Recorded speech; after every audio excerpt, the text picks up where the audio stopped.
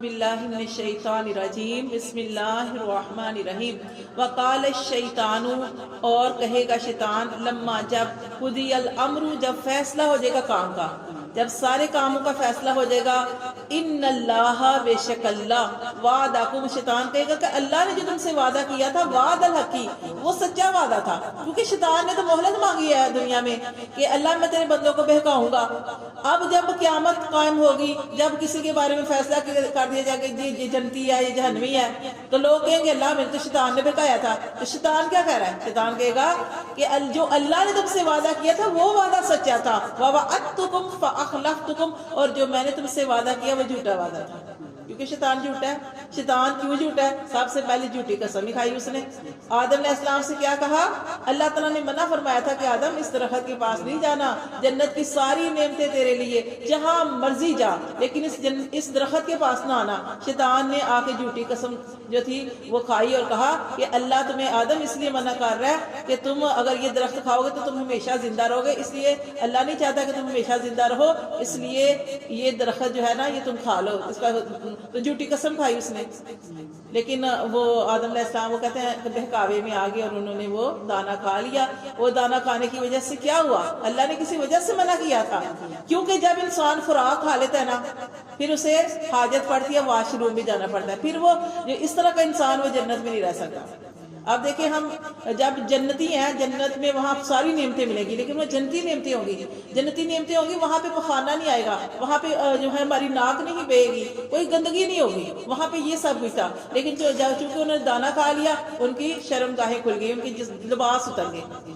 اللہ نے فرمایا اب تمہیں جنتی لباس سے ملیں گے، اب جاؤ دنیا میں، اور دنیا میں پھر دیکھیں آئے، پھر مشقت کی، کھیتی باڑی کی، اپنے کھانے پکانے کے سارے کام ہیں، صبح سے لے کر رات تک ایک ہی کام ہوتا ہے، پکانا کیا ہے، کھانا کیا ہے، مسئلہ ایک ہی پڑا ہوا ہے، یہ جو دانا کھایا تھا یہ سارے کام اسی وجہ سے۔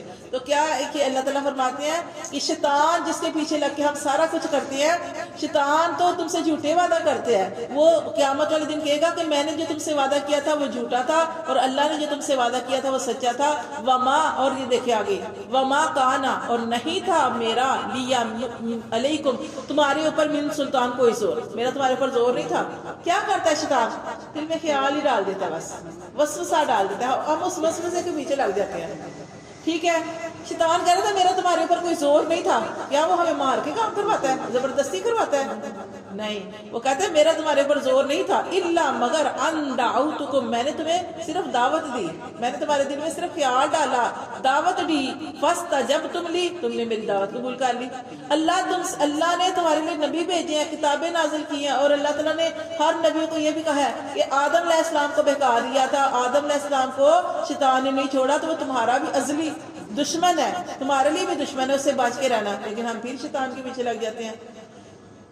اللہ فرماتے ہیں وہ شیطان اس وقت مکر جائے گا، اپنی ساری بات جو ہے وہ انسانوں کے اوپر ڈال دے گا، اپنے آپ کو بچانے کی کوشش کرے گا، اور کیا کہے گا کہ میں نے تو تم سے صرف ایک بات کی تھی، تم نے میری بات ہی مان لی، فلا تلومونی اب مجھے الزام مت دو، کہ شیطان نے کروایا تھا، کہہ رہا مجھے الزام نہ دو، ولوموا انفسکم الزام دینا تو اپنی جانوں سے دو، تمہاری جانوں نے غلط کیا تھا، ما انا اور نہیں میں بمصرخیکم میں تمہیں بچا نہیں سکتا، تمہاری فریاد رسی نہیں کر سکتا، وما انتم اور نہ ہی تم بمصرخی اور نہ ہی تم میری فریاد رسی کر سکتے ہو، انی کفرت اور بے شک میں نے کفرت، انی بے شک میں کفرت میں نے کفر کیا، بما اشرک میں کفر کرتا ہوں، کفر سے مطلب یہاں پہ انکار کرتا ہوں، میں انکار کرتا ہوں، بما اشرکتمونی من قبل جو تم نے شریک ٹھہرایا مجھے پہلے سے، جو تم نے شریک ٹھہرایا میں اس کے، اب شیطان ہے اس نے کبھی شریک نہیں ٹھہرایا، وہ صرف ذہن میں خیال ڈالتا ہے، لیکن ہم خود ہی اس طرح کے معاملے کرتے ہیں۔ اس نے کیا کہتے ہیں نا غرور کیا تھا، تکبر کیا تھا، اور اللہ سے کہا تھا کہ اللہ میں تو آگ سے پیدا ہوں، آدم علیہ السلام مٹی سے پیدا ہوئے ہیں، تو نے ان کے ساتھ یہ کیا کہ میں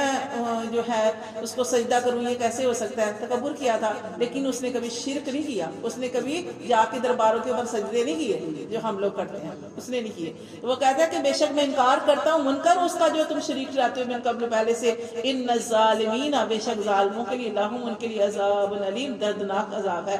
ظالموں سے مراد وہی شرک کرنے والے، اللہ کے علاوہ کسی اور سے اپنی دعائیں مناجات جو ہیں وہ کرنے والے۔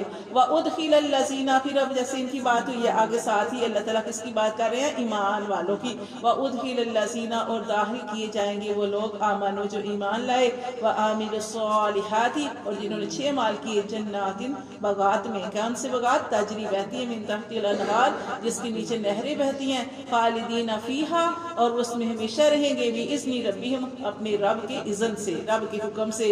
تحیتہم، اب جنت میں ملاقات کے وقت کیا کلمہ ہوگا؟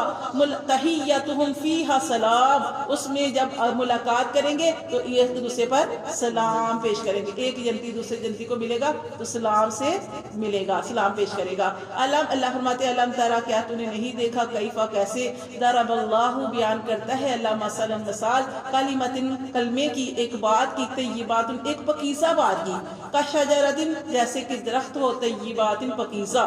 پکیزہ بات کی مثال کیسی ہے؟ پکیزہ درخت جیسی، اصلھا کہ اس کی جڑ، ثابت اس کی جڑ کیا ہے؟ مضبوط ہے. جو پکیزہ درخت ہے اس کی جڑ کیا ہے؟ مضبوط ہے. وفرعھا فی السماء، اور اس کی شاخیں آسمان میں. جڑ بھی مضبوط اور شاخیں آسمان پہ. کس کی مثال کی دی جا رہی ہے؟ ایک بات کی، ایک درخت کی. یہ اصل میں مومن کی بات کی، مومن کی، کہ جیسے ایک مومن ہوتا ہے نا، ایمان والا، اللہ کے حکموں کو ماننے والا، وہ ایسا مضبوط ہوتا ہے کہ اس کی توحید پکی ہوتی ہے، اس کی جڑ پکی ہوتی ہے، وہ گمراہ نہیں ہوتا، وہ اس کا ایمان پکا ہوتا ہے، اور وہ سیدھے سے مراد جیسے درخت سیدھا ہوتا ہے نا، ویسے ہی وہ ہر معاملے میں سیدھا رہتا ہے، ادھر نہیں جاتا، ادھر نہیں جاتا، ادھر نہیں جاتا، سیدھا اللہ کے راستے کی طرف. اور پھر کیا ہوتا ہے؟ اللہ فرماتے ہیں کہ وہ اعمال اس کے سیدھے اللہ کی طرف جاتے ہیں. یہ اس کی مثال دی اللہ نے. اللہ فرماتے ہیں تُؤْتِي، وہ جو درخت ہے، جیسے ایسا درخت ہو جیسے کھجور کا درخت سیدھا. اللہ فرماتے ہیں کہ وہ ایسا درخت تُؤْتِي لاتا ہے اکلھا، اپنے پھل کو، کل حین بِإِذْنِ ربی، اپنے رب کے حکم سے ہر وقت. اسی طرح مومن جو ہے، جو اعمال کرتا ہے، اس کے اعمال کا اجر اللہ تبارک و تعالیٰ کی طرف پہنچتا ہے، اور ہر وقت اسے اجر ملتا ہے. خواہ وہ چھوٹے عمل کرے، بڑے عمل کرے، بڑے عملوں کا بڑا اجر ملے گا. چھوٹی سی کسی وقت بات چھوٹی سی ہوتی ہے لیکن اس پر بھی اللہ تبارک و تعالیٰ ڈھیر سارا اجر عطا فرماتے ہیں. اللہ فرماتے ہیں وَيَضْرِبُ اللَّهُ الْأَمْثَالَ، اور اللہ بیان کرتا ہے مثال للناس، لوگوں کے لیے، لعلہم یتذکرون، شاید کہ وہ غور و فکر کرے. وَمَثَلُ، اور مثال، کلمۃ بات کی، خبیثۃ گندی بات کی، بری بات کی، گندی بات کی مثال ایسی ہے، کشجرۃ خبیثۃ، جیسے کہ گندا درخت ہو، ایسا درخت جو کڑوا بھی ہو. جیسے کھجور ہم نے پڑھی نا اوپر، جو درخت ہے اس کی مثال دی کھجور جیسی. کھجور جو ہے وہ جیسے نبی کریم صلی اللہ علیہ وسلم کی سنت بھی ہے کھجور، اور مدینہ میں کھجوریں ہوتی تھی، مکہ میں جو تھی، مدینہ میں خاص طور پر بہت زیادہ کھجوریں ہوا کرتی تھی. اور وہ کھجور کیسی ہوتی ہے؟ میٹھی بھی ہوتی ہے. کھجور کھانے سے اتنی طاقت آ جاتی ہے کہ صحابہ کرام نے اور نبی کریم صلی اللہ علیہ وسلم نے کبھی ایک ایک کھجور کھا کے پوری جنگ کی ہے. تو اسی لیے جب کچھ کھانے کے لیے نہ ہونا، ویسے بھی کہتے ہیں سنت ہے اپنے گھر میں کھجور رکھنا. ٹھیک ہے، کھجور رکھنا، کھجور کھانا. جب بہت زیادہ ویکنس بھی ہو تو کیا کرنی چاہیے؟ کھجور کھانی چاہیے. ایک کھانی چاہیے، 3 5 7 ایسے کر کے نا، اس طریقے سے. ہاں جی، ہاں.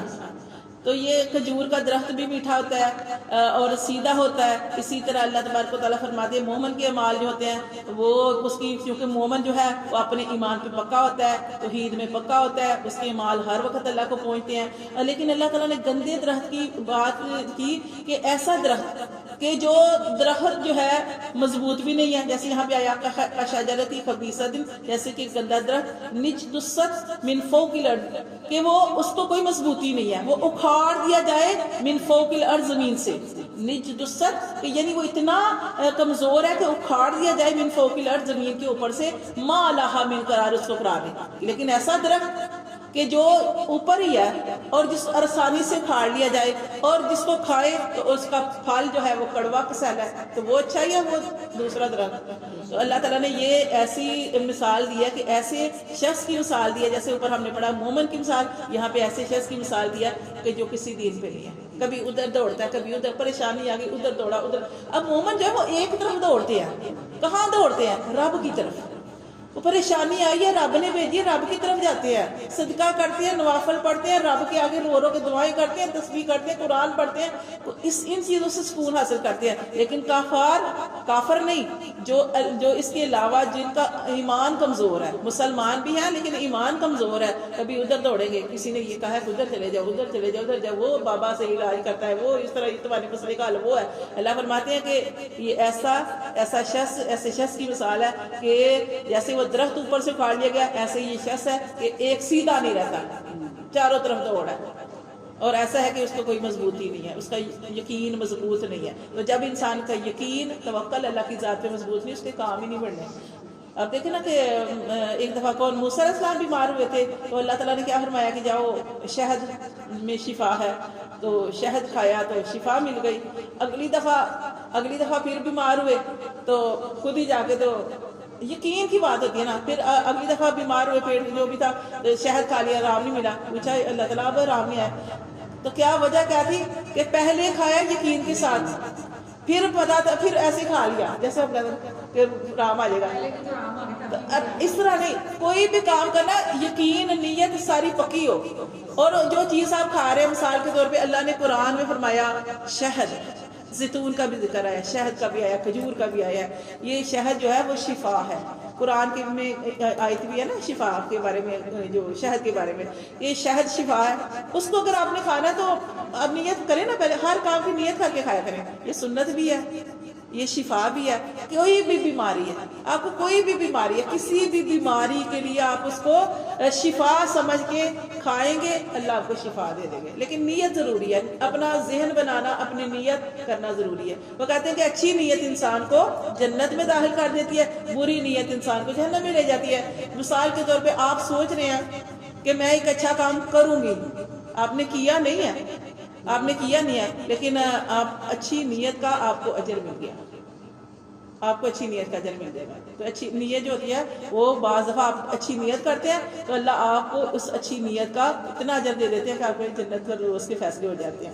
تو اللہ تبارک و تعالیٰ فرماتے ہیں کہ یثبت اللہ الذین، ثابت رکھتا ہے اللہ، یہاں سے پڑھیں، ثابت رکھتا ہے اللہ ان لوگوں کو آمنو جو ایمان لائے، بالقول ثابت بات سے، فی الحیات دنیا کی زندگی میں، وفی الآخرہ اور آخرت میں، ثابت قدم رکھتا ہے اللہ ایمان والوں کو، ٹھیک ہے۔ یہ جیسے اللہ نے مثال دی، اللہ تبارک و تعالیٰ فرماتے ہیں کہ اللہ تعالیٰ ایمان والوں کو مضبوط رکھتا ہے، مثالیں دے کے سمجھاتا ہے، طریقوں سے سمجھاتا ہے، دنیا میں اور آخرت میں بھی ان کے لیے کامیابی ہے۔ وَيُضِلُّ اللَّهُ الظَّالِمِينَ، اور گمراہ کرتا ہے اللہ ظالموں کو، ظالموں سے مراد شرک کرنے والوں کو، ان کو رستہ ہی نہیں ملتا، وہ گمراہی کے رستے میں چلتے ہیں۔ اللہ فرماتے ہیں وَيَفْعَلُ اللَّهُ مَا يَشَاءُ، اور گمراہ کرتا ہے اللہ ظالموں کو، اور يَفْعَلُ اللَّهُ، اور کرتا ہے اللہ ما یشاء، جو چاہتا ہے۔ اللہ سے کوئی پوچھ نہیں سکتا کہ اللہ تو نے یہ کیوں کیا، اللہ میرے ساتھ کیوں کیا، اللہ تعالیٰ جو چاہے کرے، ٹھیک ہے۔ تو اس لیے اللہ تعالیٰ کی مان کے چلیں گے تو اللہ تبارک